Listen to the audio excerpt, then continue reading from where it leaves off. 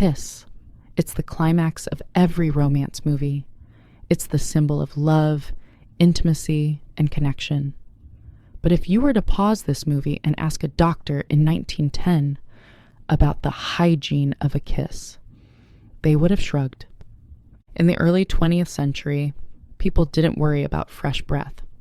Sure, if you ate a raw onion or had a rotting tooth, your breath smelled. But that was just life.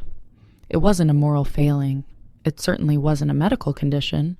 There was no aisle in the grocery store dedicated to minty freshness. No one carried breath mints. No one gargled blue liquid in the morning. So how did we get here? How did we become a society so paranoid about the smell of our own mouths that we spend $10 billion a year on mouthwash? We didn't evolve to hate bad breath. We were trained to hate it by a company that was desperate to sell a floor cleaner. This is the story of how Listerine invented a disease to sell you the cure. To understand the scam, we have to go back to 1879. A doctor named Joseph Lawrence invents a powerful antiseptic liquid. He names it Listerine after Sir Joseph Lister, the father of modern surgery. And it worked. It killed germs. But there was one problem. Nobody knew what to do with it. For 40 years, Listerine was a solution in search of a problem. The company had no idea what they were selling, so they tried to sell it as everything. They marketed it as a surgical antiseptic for wounds, a cure for dandruff, a floor cleaner, a treatment for sweaty feet. They even briefly marketed it as a cure for gonorrhea. Yes, you heard that right. The same stuff you gargle with today was once sold to treat the clap. But none of these stuck. You can't build an empire on floor wax and foot fungus. By 1920, the company was stagnant. It was a boring medical utility product. They needed a new use. And more importantly, they needed a new fear. Enter Gerard Lambert.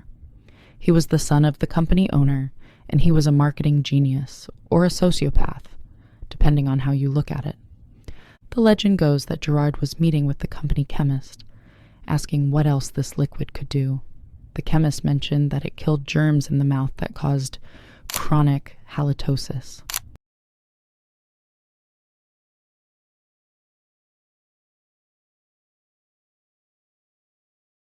Gerard stopped him. What is that word? The chemist explained that halitosis was an obscure Latin medical term for bad breath. Gerard's eyes lit up. He realized that bad breath sounded like a minor annoyance. But halitosis? That sounded like a medical emergency. It sounded like a diagnosis. Lambert decided right then and there, we aren't selling mouthwash. We are selling a cure for a disease that nobody knows they have. He took a condition that didn't exist in the public consciousness, gave it a scary Latin name, and then spent millions of dollars convincing Americans that they were suffering from it. In 1921, Listerine launched one of the most brutal ad campaigns in history. They didn't sell fresh breath. They sold social death. Meet Edna. The ad copy reads, "Poor Edna. She was often a bridesmaid, never a bride." Why?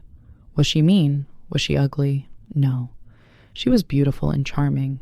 But she had the condition. The ads were ruthless.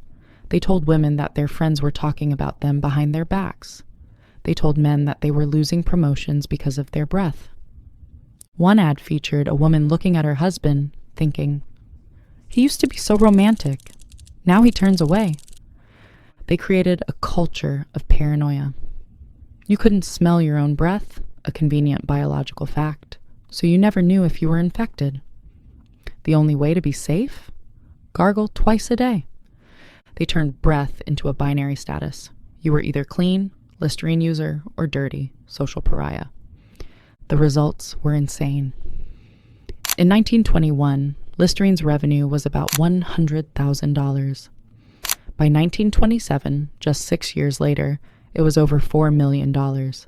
That is a 4,000% increase. They didn't change the formula. They didn't change the bottle.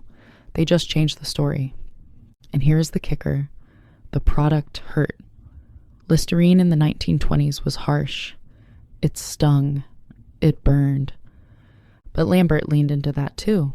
He marketed the pain as proof. The taste tells you it's working. Scientifically, does it work? Sure, it kills bacteria. But modern dentists will tell you that alcohol-based mouthwash can actually dry out your mouth, which causes bad breath. It's the perfect loop. You use the product, it dries your mouth, your breath gets worse, so you use more of the product. It is the ultimate subscription model, built on biological insecurity. Gerard Lambert didn't just sell mouthwash. He wrote the playbook for modern advertising. He proved that if you can't sell the product, you should sell the problem. Gillette taught us to be ashamed of our hair. De Beers taught us to be ashamed of a ring without a rock. And Listerine taught us to be ashamed of our own breath.